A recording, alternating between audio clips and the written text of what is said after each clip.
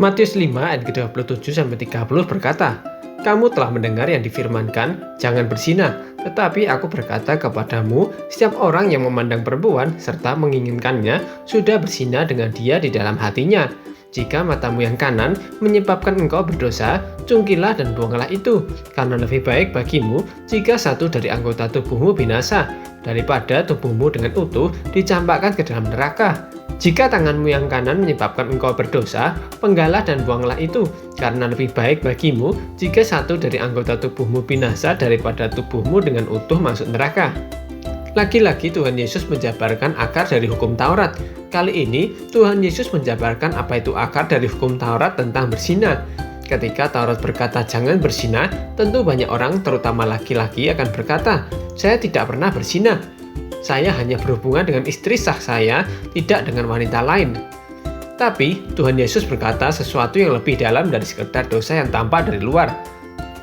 Dosa yang jelas tampak dari luar hanyalah buah dari sesuatu yang kotor jauh di dalam pikiran dan hati manusia. Seseorang bisa terlihat baik dan suci di hadapan orang lain, tapi hati dan pikiran manusia siapa yang tahu?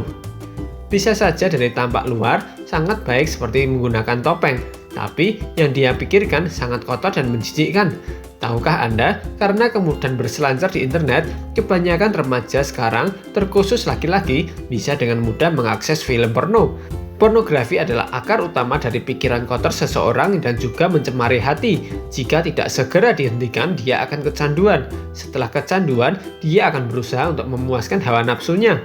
Pertama, hati dan pikirannya akan menjadi kotor, lalu dia akan mencoba untuk memuaskan dirinya sendiri, dan jika masih belum puas, akan berbuah menjadi sesuatu yang lebih mengerikan dan tampak dari luar, seperti percabulan, pemerkosaan, kekerasan seksual terhadap pasangan. Semuanya berawal dari mata yang melihat wanita lain, lalu berubah menjadi menginginkannya, berubah lagi menjadi fantasi untuk berzina di dalam hati, walau tidak tampak dari luar dan orang lain tidak mengetahuinya. Tapi Roh Kudus yang diam di hati kita akan berduka karena saat itu kita sudah melakukan dosa perzinahan.